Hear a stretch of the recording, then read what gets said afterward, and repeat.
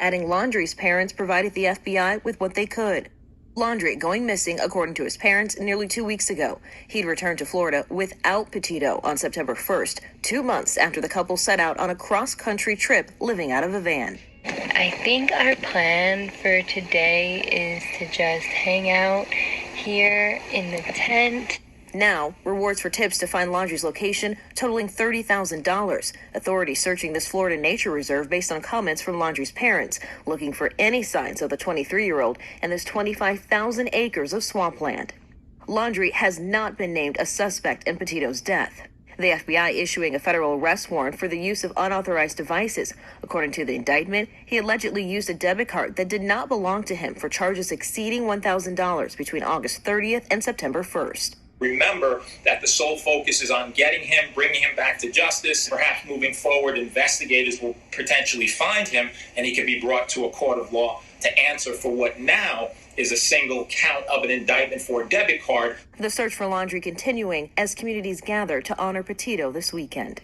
I want Gabby's family to know that Northport, Florida, and the world are praying for them. Family and friends, and even strangers attending a memorial in her New York hometown on Sunday. It's just so horrible. It's really such a shame. It's a tragedy. Petito's great aunt remembering her as a beautiful soul. It's just so heartbreaking what happened to her, and we love her, and we know that she's at peace. Her father asking mourners to be inspired by his daughter, a young woman he says was always smiling and treating everyone kindly. If there's a trip that you guys want to take it now.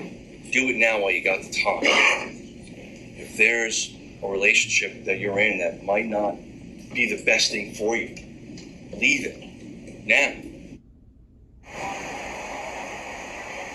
And you also heard from Gabby Petito's mother via Facebook, posting for the first time in almost 2 weeks, saying how grateful she's been to everyone around the world for all of their support during what's been a really difficult time for her family. And of course, we know that Gabby Petito's family believes that Brian Laundrie has the answers to all of their questions.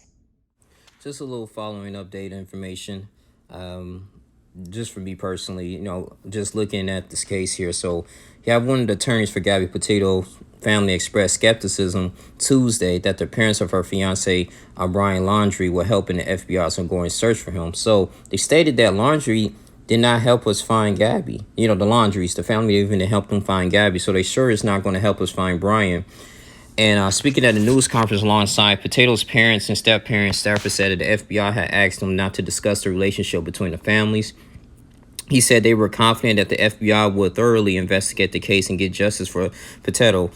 Petito's parents, step-parents, also announced the creation of Gabby Petito's foundation, which they said it would keep alive her memory and help her families in similar situations. Okay, that's good. That's a good thing. And they revealed that he got matching tattoos Monday night, reading "Let It Be" in a script that their daughter designed.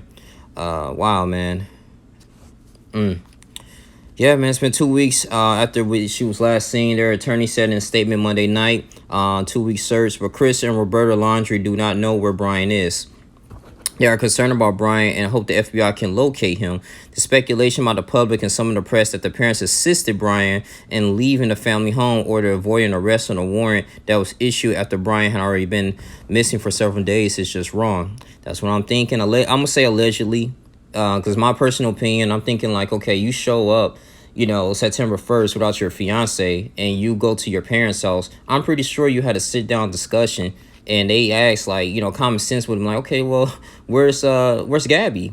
And that's when I'm thinking that, okay, they started going on with a plan like, hey, listen, here's some little money. You need to go somewhere, because they end up packing.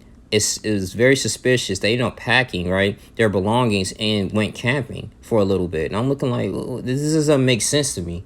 So they end up went camping. And that's when, like I said, Dog the Bounty Hunter, he was very close. When he stayed, they was at this camping ground, in DeSoto, Florida. So we have to see, because, they was there and everything. It's like 30,000 acres of land. He could be anywhere. And also, too, their family has a boat. Now, I don't know if he could go to Cuba, because Cuba's like 500 miles away, especially from Miami. But I don't know. It's been like a few weeks. We don't know where he's at. He loves camping. But my thing is, too, if he's a smart criminal, you wouldn't think he would be around because that's a public area, and people, he's all over the news. This has been very popular through social media as well. So we don't know. I'm pretty sure he's aware that, okay, people know who I am a little bit.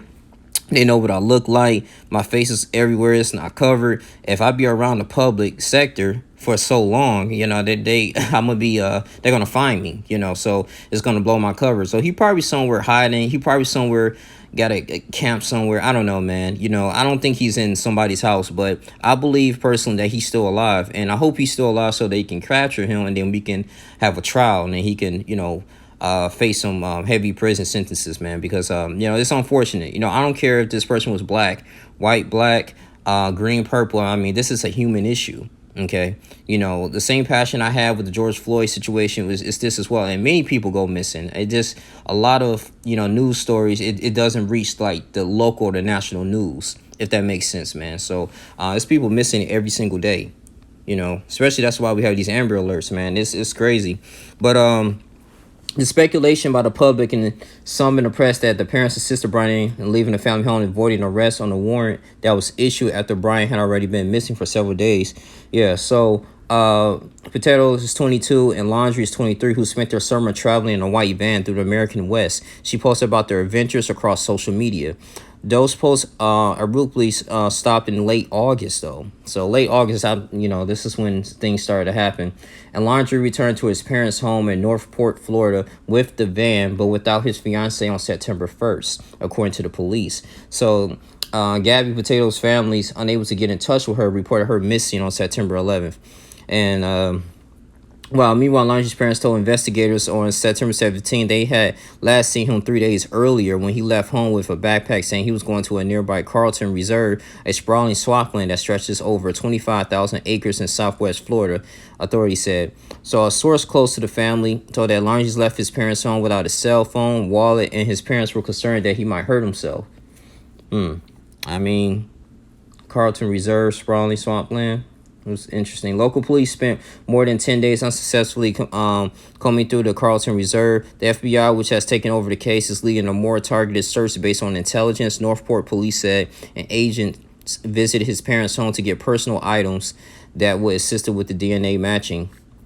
Yeah, that's what it was there. So Laundrie had not been explicitly connected to Petito's death. Still, a federal warrant for his arrest accused him of illegally using another person's credit card. Okay, so yeah, that's what they had, that federal warrant. So I guess they was only allowed to take certain items. They couldn't search the whole house, which makes sense, because they have to really definitely prove, like, okay, did he kill her? But it looks like they did.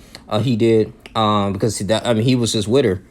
So who else did it? So at the end of the day, we got to find that out as well. So that's why I feel like the trial, because this could be more than one person. I mean, they went across country and he found their remains in Wyoming. We don't know if he knew somebody in Wyoming and they killed her. You know what I'm saying? And chopped her remains. So all this stuff is speculations. But right now we're just going after this young man here. But yeah, how did he obtain this credit card? Where did he get this credit card from? And the PIN number, So this is gonna be a really interesting thing, man. I really hope they find him, man. This is a really interesting case here.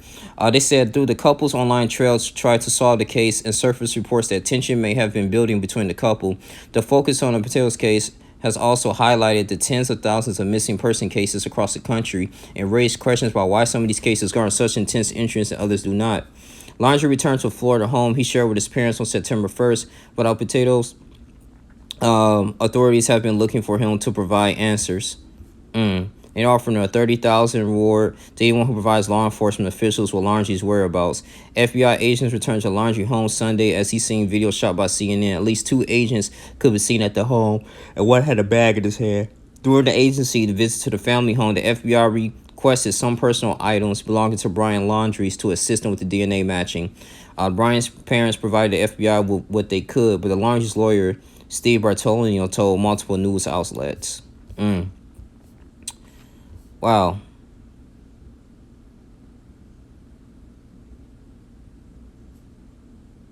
The first reports of the conflict between the two came on August 12th when a 911 caller in Moab, Utah, told dispatchers he wanted to report a domestic dispute described a white van with a Florida license plate. Okay, she must have been in an abusive relationship. We drove by and the gentleman was slapping the girl. Wow, the caller said. And he went on to say, then we stopped. They ran up and down the sidewalk. He proceeded to hit her, hopped in the car, and they drove off. Wow. That's a significant amount of evidence there. And I think too, they had videotape too when they pulled him over about that as well. So CNN obtained dispatch audio recordings from the Grant County Sheriff's Office Monday that shed more light on what Mars police were told about some sort of altercation.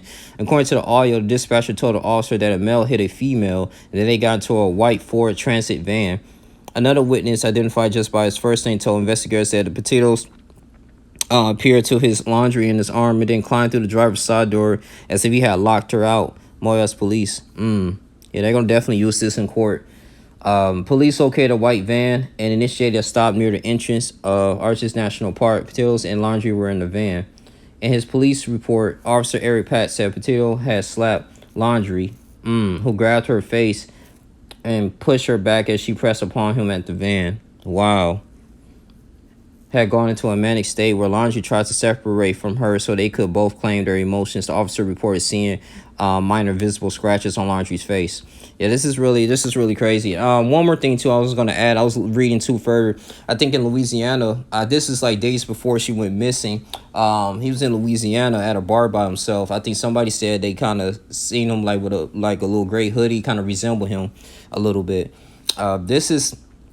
Everything's kind of all coming together, but I really think he's somewhere in Florida. So we don't know. I don't think he gone too far into like Cuba or anywhere. But like I said, prayers that that this young woman received justice, man, and our family, man, condolences. I know this is really sad. They just had the memorial ceremony. I couldn't even imagine just losing someone like that, man. It's somebody's friend, it's somebody's daughter, cousin, mentor. It is what it is, man. But if I get any more updated information, I'm gonna go ahead and report it. But yeah, this is a case I feel like we need to be educated on. But this is your boy Young Lean Jr. You guys, like, comment, subscribe, share this video. Tell me what you guys think, man. I'm out. Deuces.